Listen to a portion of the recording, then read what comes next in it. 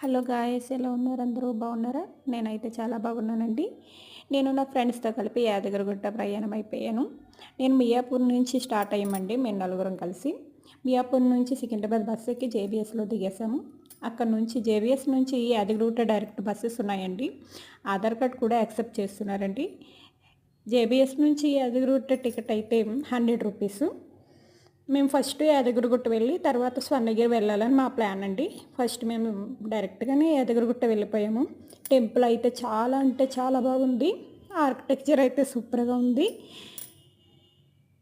నేను కన్స్ట్రక్షన్ చేసేటప్పుడు వెళ్ళానండి. అప్పటికి ఇంతలా లేదు. ఇంకా అప్పుడు ఓన్లీ కింద మాత్రమే కడుతున్నారు. ఇప్పుడైతే సూపర్ అంటే సూపర్గా ఉంది. ప్రతి ఒక్కరూ కంపల్సరీగా విజిట్ చేయాల్సిన టెంపుల్ అండి ఇది. యాదగిరిగుట్టలో దర్శనం కూడా చాలా ఫాస్ట్గానే అయిపోయింది, 20 మినిట్స్లోని.